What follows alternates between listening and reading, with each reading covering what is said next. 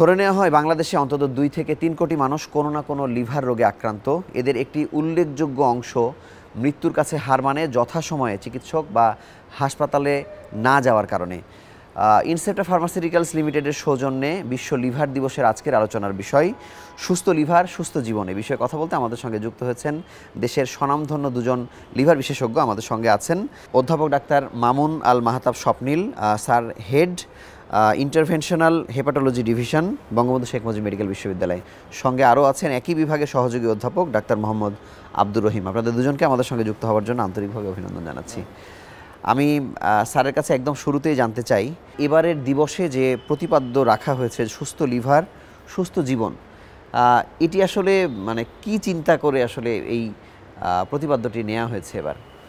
আমার কাছে মনে হয় যে এটা একটা বহুমাত্রিক ইমপ্লিকেশন আছে। দেখেন, লিভার প্রায় 5 শতাধিক কাজ করে আমাদের শরীরে, এবং এমন কোনো 5 শতাধিক? ব্রেনে যদি 4-5 মিনিট রক্ত সরবরাহ বন্ধ হয়ে যায়, ব্রেন কিন্তু ফেল করে যায়। অথচ লিভার বছর পর বছর ভাইরাসের আক্রমণ সহ্য করে, লিভারের চর্বি সহ্য করে একটা সময় কারো কারো ক্ষেত্রে খারাপ হয়, এবং যখন সত্যিই খারাপ হয়ে যায় তখন তার প্রভাবটা সারা শরীরে পড়ে। এটি একটা। তো ফলে সুস্থ জীবন, সুস্থ লিভার একজন ব্যক্তি সুস্থ থাকার জন্য খুব বেশি জরুরি। আবার লিভার রোগ হচ্ছে এমন একটা রোগ, যখন কারো ক্রনিক লিভার ডিজিজ হয়, এটা কিন্তু আস্তে আস্তে আস্তে আস্তে একটা পরিবারকে ধ্বংস করে দেয়। দীর্ঘমেয়াদী চিকিৎসা, ওষুধগুলো ব্যয়বহুল, বারবার হাসপাতালে যেতে হচ্ছে, দামি দামি ওষুধ প্রয়োগ করতে হচ্ছে, কিছুটা উন্নতি হচ্ছে, আবার খারাপ হচ্ছে, এই ধারাবাহিকতা থাকা খুব কঠিন। ফলে একজন লিভার রোগী সে কিন্তু যখন অসুস্থ হয়ে পড়ে, তার পরিবারটা অসুস্থ হয়ে পড়ে। তো ফলে সেজন্য আমার কাছে মনে হয় যে কথাটি যে সুস্থ লিভার সুস্থ জীবন, শুধু একজন ব্যক্তির জীবনকে বলা হয়নি, এটি একেবারে একটি পরিবার, সমাজ, সবার সুস্থতার জন্য খুব বেশি ভূমিকা রাখে। খুব সুন্দর করে বিশ্লেষণ করেছেন, ধন্যবাদ। ডাক্তার রহিম, আপনার কাছে জানবো যে এই যে লিভারের অনেক কাজ, স্যার বললেন যে 5 শতাধিক, লিভার আসলে মূল যে কাজটা শরীরে করে থাকে সেটি আপনার কাছে একটু জানতে চাই। মূলত আসলে আমরা যেই খাওয়া দাওয়াগুলো খেয়ে থাকি, এগুলোকে হজমের পরে এনার্জি হিসেবে স্টোর করা এবং প্রয়োজন মতো এটা যে কোনো মুহূর্তে আবার শরীরে ছড়িয়ে দেওয়া, এটা হলো লিভারের কাজ। এছাড়া আরেকটি গুরুত্বপূর্ণ কাজ হলো যে টক্সিক সাবস্টেন্সগুলো আমরা খেয়ে থাকি বা আমাদের পেটে ঢুকে, এগুলোকে লিভার নিষ্ক্রিয় করা এবং এগুলোকে টক্সিক ইফেক্টটা যাতে না হয় সেইভাবে নিষ্ক্রিয় করে দেওয়া, এটাও একটা লিভারের অন্যতম কাজ। ধন্যবাদ। স্যারের কাছে জানবো যে এই যে লিভারকে আমরা অত্যাচার করি, আমাদের ভুলে আসলে করি, মানে কোন ভুলগুলো আমরা বেশি করি যে লিভার এই যে দীর্ঘদিন থেকে সহ্য করে করে করে একটা সময় আসলে ফেল করছে? বি ভাইরাস হচ্ছে আমাদের দেশে 60 থেকে 70% লিভার সিরোসিস, লিভার ক্যান্সারের জন্য দায়ী। সরকার গত 17 বছর ধরে টিকা দিচ্ছেন। 17 বছর বয়সী বাংলাদেশি নাগরিকের চিন্তার কারণ নেই, কিন্তু আমরা যারা 17 বেশি বয়সী, আমরা কি একবারও টিকাটা নিই?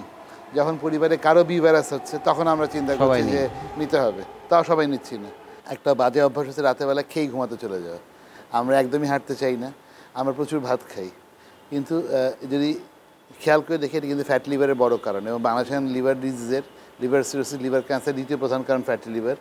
এই যে অতিরিক্ত কার্বোহাইড্রেট আমরা খাচ্ছি, শর্করা খাচ্ছি, কম কায়িক পরিশ্রম করছি, খেয়েই ঘুমাতে যাচ্ছি, যা খাচ্ছি সেটা আমাদের শরীরে লাগছে। অনেকে কিন্তু বলে যে আমি তো খাই না কিন্তু ওজন কেন কমে না, কারণ আমি খেয়েই তো ঘুমাতে যাচ্ছি, আমার লাইফস্টাইলে সিডেন্টারি, কাজ করছি না। ফলে শুধু যে চর্বিটা লিভারে জমছে তা কিন্তু না, চর্বি কিন্তু হার্টে এবং ব্রেনেও জমে, এবং stroke, heart attack, kidney failure, cancer সব কিছু রিস্ক বেড়ে যায়।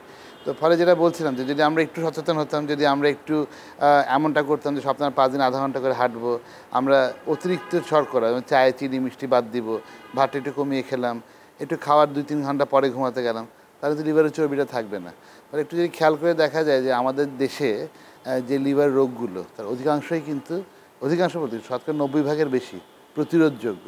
আমরাই আমাদের লিভারকে। কিন্তু আরও একটা বিষয় আছে যে 1 কাপ চায়ে চিনি খাওয়ার ব্যাপারে আমরা যত সতর্ক, কিন্তু আমি যখন ফ্রাইড রাইস বা অন্যান্য খাবারের মধ্যে চিনি খাচ্ছি তখন কিন্তু আমি জানিও না, খেয়ে ফেলছি আমি। কিংবা আমি মনে করছি যে এটা দুটো মিষ্টি না হয় খেলাম। ধন্যবাদ। স্যারের কাছে জানবো যে রোগী আপনারা প্রতিনিয়তই দেখছেন আউটডোরে বা আপনাদের ওয়ার্ডে যারা ভর্তি হচ্ছে, তাদের হিস্ট্রিতে আসলে আপনারা কি দেখেন? গুরুতর অসুস্থ রোগীদের মধ্যে আমাদের দেশে এখন প্রথম কারণ হলো চর্বিজনিত রোগ। লিভার চর্বি থেকে, ফ্যাটি লিভার থেকে ন্যাশ, ন্যাশ থেকে সিরোসিস, সিরোসিস এবং লিভার ক্যান্সার। এছাড়াও হেপাটাইটিস বি ভাইরাস আমাদের দেশে একটি বড় মারাত্মক ঝুঁকিপূর্ণ। বি ভাইরাসের রোগীরা সেকেন্ড কজ অফ ডেথ বাংলাদেশে লিভারের, তারপরে হলো সি ভাইরাস। কিন্তু এই যেগুলোই হচ্ছে এটার পেছনের কারণ তাদের কাছে জানা যায় কিনা, যে কোন অভ্যাসের কারণে বা কোন ভুলের কারণে মানে এই রোগগুলো আসলে হচ্ছে? স্যারও একটু যোগ করতে পারেন চাইলে। লিভার রোগের কিন্তু কোনো সিমটম থাকে না। ক্রনিক হেপাটাইটিস, ফ্যাটি লিভার কোনো সিমটম নাই বললেই চলে। লিভার সিরোসিসের শুরুর দিকে সিমটম থাকে না। সিমটমটা আসে যখন লিভারটা ফেল করে, পেটে পানি আসলো, জন্ডিস হলো, রক্তবমি হচ্ছে, অজ্ঞান হয়ে যাচ্ছে, তখন সেটা এর পায় তার লিভার ডিজিজ। তখন যখন সে আমাদের কাছে আসছে, ইটস টু লেট। আমরা হয়তো কিছুটা ভালো রাখার চেষ্টা করতে পারি।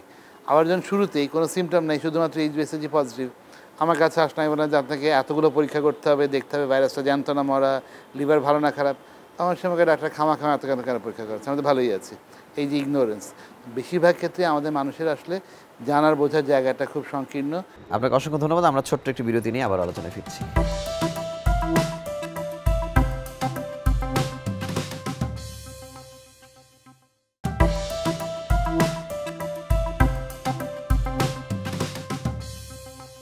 স্যারের কাছে আবার জানতে চাই যে মোটা দাগে তাহলে লিভারের অসুখগুলোকে আমরা কয় ভাগে ভাগ করতে পারি? অ্যাকিউট এবং ক্রনিক। কিছু কিছু রোগ আছে তাৎক্ষণিক রোগ, অধিকাংশ ক্ষেত্রে লিভার ভালো হয়ে যাবে, না হলে হয়তো আপনার কারো কারো ক্ষেত্রে খারাপ হতে পারে। যেমন আমরা বলছিলাম আলোচনার শুরুতে যে এ আর ই ভাইরাসে জন্ডিস হয়, বি ভাইরাসে জন্ডিস হয়, কারো কারো হয়তো লিভারে ফোড়া হলো, এগুলো সাধারণত কোনো ঝামেলা করে না। কিন্তু লিভারের মূল ঝামেলা হচ্ছে ক্রনিক লিভার ডিজিজ। আমাদের ভাষায় যে রোগগুলো 6 মাসে বেশি লিভারে থাকে, এবং এই যে বি ভাইরাস বলেন, ডক্টর রহিম বলছিলেন ফ্যাট লিভারের কথা, সি ভাইরাস, আমাদের সেই অ্যালকোহলটাও শত বড় ঝামেলা না, কোথাও কোথাও অ্যালকোহল একটা বড় ঝামেলা, মদ্যপান, এইগুলো লিভারে দীর্ঘমেয়াদী বা ক্রনিক ডিজিজ তৈরি করে। এবং এই রোগগুলো যখন লিভারে বাসা বাঁধে, তখন কিন্তু আমরা যেমনটা বলছিলাম যে লিভার সিরোসিস বা লিভার ড্যামেজ হয়ে যাওয়া, লিভারে আকৃতি বিকৃত হয়ে যাওয়া, লিভারে ক্যান্সার হয়, এ ধরনের খারাপ রোগগুলো দেখা দেয় এবং নানামাত্রিক রোগ দেখা দেয়। ধন্যবাদ ডাক্তার রহিম। আপনার কাছে জানবো যে বাংলাদেশে হেপাটাইটিস বি এর পরিস্থিতি আসলে কি রকম যদি বলেন। আমাদের দেশে হেপাটাইটিস বি বলা হয় যে 5% প্রিভিলেন্স, অর্থাৎ 100 জনের 5 জনের হেপাটাইটিস বি ভাইরাস আছে। এই হেপাটাইটিস বি ভাইরাস যারা বহন করে তাদের মধ্যে আবার 85% কিন্তু ক্রনিক লিভার ডিজিজ হয়, এবং সেখান থেকে কিন্তু সিরোসিস হয়, এবং সিরোসিস থেকে কিছু কিছু রোগী ক্যান্সার, লিভার ক্যান্সার ডেভেলপ করে। সুতরাং দেখা যাচ্ছে যে আমাদের যে 5%, অর্থাৎ 100 জনের 5 জন, এই 5 জনের মধ্যে কিন্তু আমরা প্রায় 4 জনের সিরোসিস হচ্ছে। ধন্যবাদ। কিন্তু বি এর ক্ষেত্রে তো আমরা বাংলাদেশে একটা সুবিধাজনক অবস্থায় আছি, সেটা যদি বলেন ভ্যাকসিনের ক্ষেত্রে। বির ক্ষেত্রে আমাদের ভ্যাকসিনেশন প্রোগ্রামটা কিন্তু অসাধারণ কার্যকর। আমাদের এখানে গত 17 বছর ধরে ভ্যাকসিন দেওয়া হচ্ছে, এবং আমাদের কাভারেজটা প্রায় 98%। এটা কি সরকারি হাসপাতালে বা স্বায়ত্তশাসিত প্রতিষ্ঠানে কিভাবে নিতে পারে প্যাকেজটা? এটা কিন্তু বাচ্চাদের, নবজাতকদের জন্য। ও, নবজাতকদের জন্য, যেটা শুরু হয়েছে। প্রাপ্তবয়স্কদের জন্য এখনো নাই।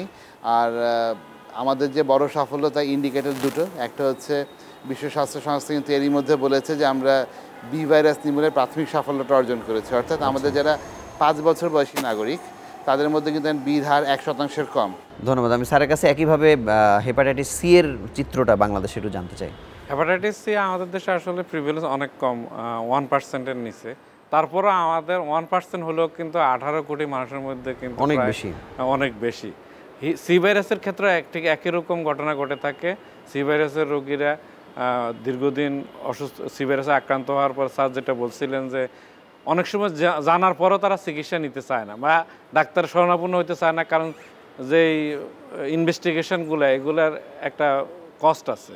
সুতরাং তারা ঝাড়ফুঁকের দিকে ঝুঁকে। আর আমরা বলি যে আমাদের একটা কথা যে আপনার রোগ প্রতিরোধ করা হবে, রোগ নির্মূল করা হবে না। কিন্তু একজন কবিরাজ কিন্তু বলে যে আপনি 10 দিন ওষুধ খেলে ভালো হয়ে যাবেন। এই প্রবণতার কারণে মানুষ তাকে আরো পিছিয়ে দেয় এবং সে মৃত্যু ঝুঁকির দিকে আগায় আর কি। কিন্তু স্যার বি এর যে সুবিধার জায়গা ভ্যাকসিন, সি এর ক্ষেত্রে সুবিধার জায়গা কি? সির ক্ষেত্রে ভ্যাকসিন তৈরি হওয়া মুশকিল, কারণ সিটা হচ্ছে আপনার একটা কোভিড ভাইরাসের মধ্যে চেহারা ঘন ঘন পরিবর্তন হয়, ফলে ভ্যাকসিন দিয়ে এটাকে নিয়ন্ত্রণে রাখা কঠিন। সুবিধার জায়গাটা হচ্ছে সির কিন্তু মেয়াদি চিকিৎসা আছে। সির ক্ষেত্রে এখন আমরা 12 থেকে 24 সপ্তাহ ওষুধ ব্যবহার করে ডোজ কমপ্লিট করলে সে সুস্থ হয়ে যায়। কিন্তু সির ক্ষেত্রে একটু রহিম ভাইয়ের কথা সূত্র ধরে বলতে চাই, যদিও আমাদের দেশে 1%-এর কম, আমাদের এখানে যে রোহিঙ্গারা আছে তাদের মধ্যে কিন্তু এটা দেখা যাচ্ছে 23%-এর বেশি। 23 পৃথিবীর সর্বোচ্চ সংখ্যক সি ভাইরাসে আক্রান্ত মানুষ হচ্ছে রোহিঙ্গারা, এবং সেই হিসাব যদি করেন, কিন্তু এটা কি আসলে ছড়ায় কিনা? ছড়ায়, রক্তের মাধ্যমে ছড়ায়। এবং আমরা তো অনেক রকম থ্রেটের কথা চিন্তা করছি। খালি একটু বলি যে পুরো দেশে যে পরিমাণ সি ভাইরাসের রোগী আছে, তার 1/10-এরও বেশি রোগী, প্রায় 20% রোগী শুধুমাত্র কুতুপালং আর বালুখালীতেই আছে। তো ফলে এটা একটা বড় থ্রেট আমাদের জন্য। স্যার ধন্যবাদ। স্যারের কাছে আমি জানতে চাইবো যে বিসি এর কথা আমরা যেমন শুনি, ফ্যাটি লিভারের কথা যেন আরও বেশি শুনি আর কি আমরা। তো ফ্যাটি লিভার তো অনেকে আসলে অত গুরুত্ব সহকারে নেয় না, মানে এই ফ্যাটি লিভারও আসলে প্রাণ সংহারী কতটা? ফ্যাটি লিভারে আমরা স্যার প্রথমে বলছিল যে বাংলাদেশে ফ্যাটি লিভারের প্রিভ্যালেন্স হলো 30%, অর্থাৎ 100 জনের 30 জন কিন্তু ফ্যাটি লিভারে আক্রান্ত। কিন্তু তারা কিন্তু আক্রান্ত হলে তারা বুঝতেছে না যে তারা অসুস্থ, কারণ কি সে সুস্থ আছে, তার লিভারে শুধুমাত্র ফ্যাটটা জমা হয়েছে। 5%-এর বেশি একটা লিভার সেলের মধ্যে যদি ফ্যাট জমা হয় তাহলে সে ফ্যাটি লিভারে আক্রান্ত। ফ্যাটি লিভারে আক্রান্ত রোগী কিছুই বুঝতেছে না, সে স্বাভাবিক জীবনযাপন করতেছে, স্বাস্থ্য বাড়তেছে, মোটা হচ্ছে, সে মনে করতেছে সে আর ভালো হচ্ছে, কিন্তু আসলে সে কিন্তু ধীরে ধীরে ক্রনিক লিভার ডিজিজের দিকে যাচ্ছে। তো সেই হিসাবে আমাদের দেশে ফ্যাটি লিভারের হার 30%। আমাদেরকে স্যার অনেক কথা বলেছিলেন যে আমাদের সচেতন হতে হবে খাওয়া দাওয়ার ব্যাপারে, চিনি খাওয়ার ব্যাপারে, ভাত খাওয়ার ব্যাপারে, এক্সারসাইজের কথা বলেছেন স্যার। এই সচেতনতা কিন্তু তাকে অনেকগুলো রোগ থেকে বাঁচাবে, এমন না যে সে খালি লিভার রোগ থেকে বাঁচবে। আপনাকে ধন্যবাদ। আমরা আরও একটি ছোট্ট বিরতি নিয়ে আবার আলোচনায় ফিরছি।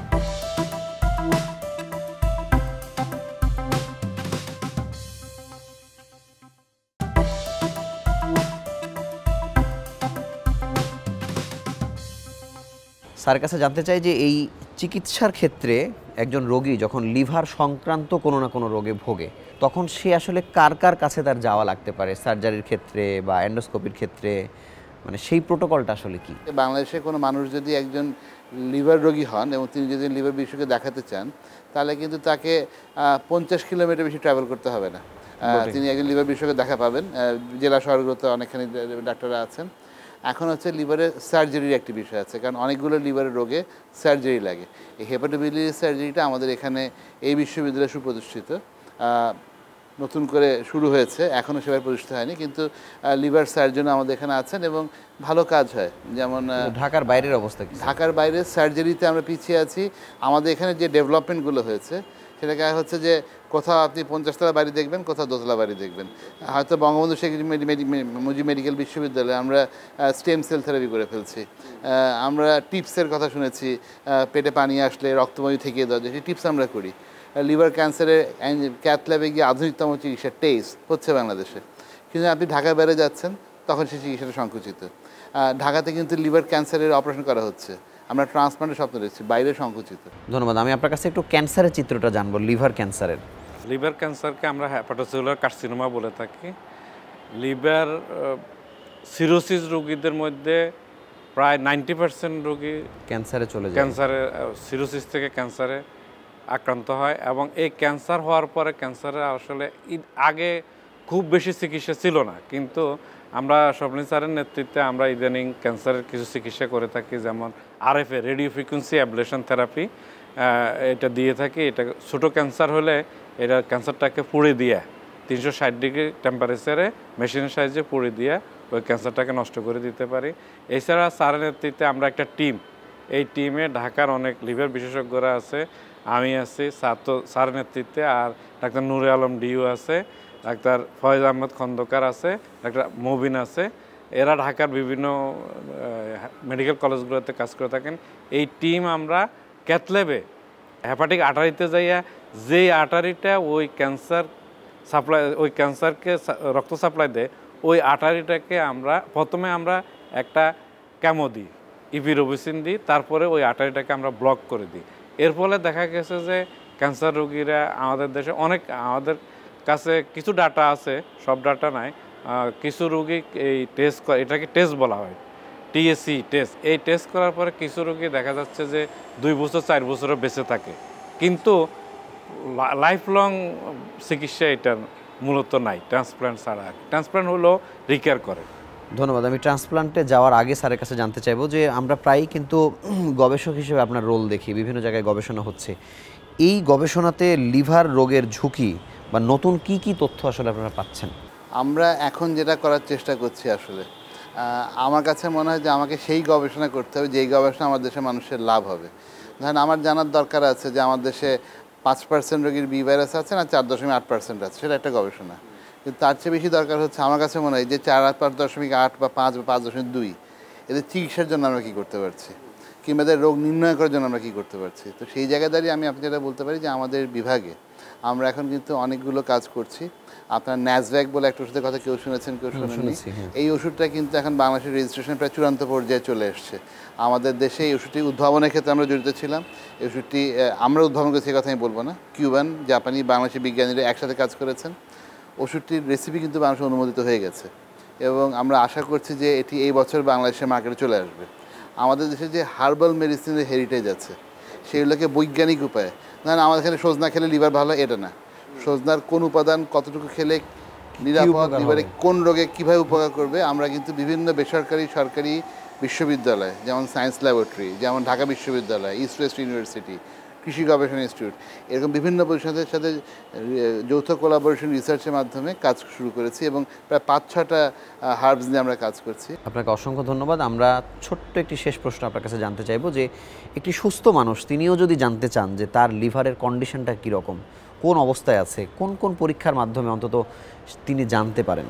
সামান্যতম পরীক্ষার মধ্যে আমরা যেটা করে থাকি, একটা এনজাইম পরীক্ষা, এটাকে ALT বলে, একটা আলট্রাসোনোগ্রাফি, এই দুইটা করলে মোটামুটি লিভার কেমন আছে বোঝা যাবে। এছাড়া ভাইরাস আছে কিনা সেটার জন্য SBSAG, এই 3টা করলে মোটামুটি। মানে স্যারের কাছে এটাই জানতে চাই যে একেবারে কত কম টাকার মধ্যে একটা মানুষ তার লিভারের স্ট্যাটাস জানতে পারে, সেটি যদি একটু বলেন। 3টি পরীক্ষার কথা বলছেন, একটা HBSAG, বাংলাদেশের লিভার ডিজিজের প্রধান কারণ বি ভাইরাস, 500-600 টাকা। একটা আলট্রাসোনোগ্রাম, আর যদি আমাদের এখানে করেন হয়তো 500-600 টাকা, বাইরে করলে 1000-1500 টাকা। আর একটা ALT 200-300 টাকা।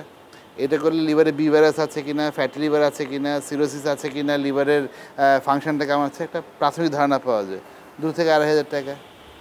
এর মধ্যে একটা মানুষ কিন্তু বেশি আজকের বাংলাদেশে বলে মনে হয় বড় ধরনের বিপদ থেকে সে বাঁচতে পারে। আপনাদের দুজনকে অসংখ্য ধন্যবাদ আমাদের সঙ্গে যুক্ত হওয়ার জন্য এবং আন্তরিকভাবে আবার অভিনন্দন জানাচ্ছি। অনেক ধন্যবাদ।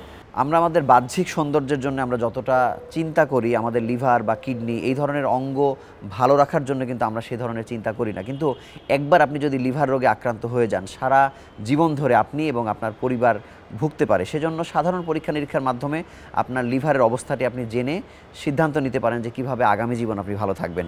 এই ছিল আজকের বিশেষ পর্বে। ভালো থাকুন, সুস্থ থাকুন।